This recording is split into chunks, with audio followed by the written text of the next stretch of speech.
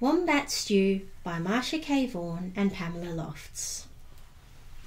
One day on the banks of a billabong, a very clever dingo caught a wombat and decided to make Wombat Stew, gooey, brewy, yummy, chewy, Wombat Stew. Platypus came ambling up the bank. "Good day, Dingo," he said, snapping his bill. "What is all that water for?" "I'm brewing up a gooey, chewy stew with that fat wombat," replied Dingo with a toothy grin. "If you ask me," says Platypus, "the best thing for a gooey stew is mud, big blobs of billabong mud." "Blobs of mud?" Dingo laughed. "What a good idea! Righto, in they go." So Platypus scooped up big blobs of mud with his tail and tipped them into the billy can. Around the bubbling billy, Dingo danced and sang, "Wombat stew, gooey, brewy, yummy, chewy, Wombat stew." Waltzing out from the shade of the ironbarks came Emu. She arched her graceful neck over the brew. "Oh ho, Dingo," she fluttered, "what have we here?" "Gooey, chewy, Wombat stew," boasted Dingo. "If only it were a bit more chewy," she sighed, "but don't worry, a few feathers will set it right." "Feathers?" Dingo smiled.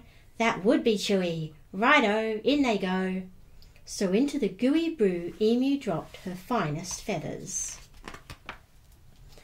Around and around the bubbling billy, Dingo danced and sang, Wombat stew, crunchy, munchy, for my lunchy, Wombat stew." Old Blue Tongue the lizard came sliding off his sun-soaked stone. "Silly Dingo," he hissed, "there are no flies in this stew. Can't be Wombat stew without crunchy flies in it." And he stuck out his bright blue tongue.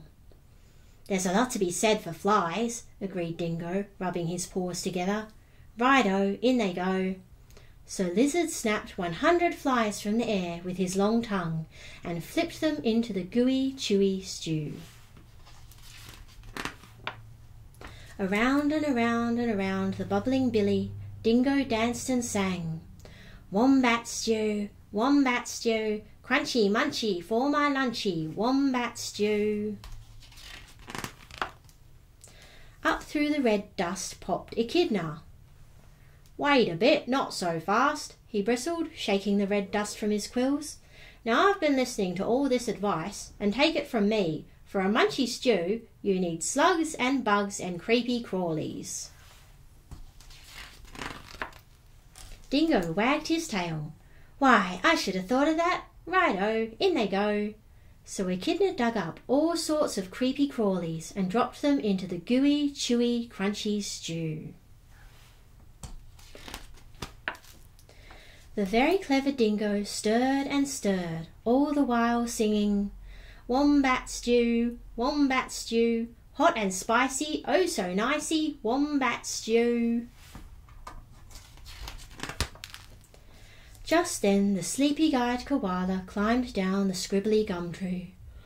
"Look here," he yawned, "any bush cook knows you can't make a spicy stew without gum nuts."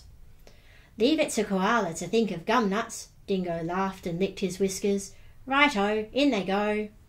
And into the gooey, chewy, crunchy, munchy stew, koala shook lots and lots of gum nuts. "Aha!" cried Dingo. "Now my stew is missing only one thing." "What's that?" asked the animals.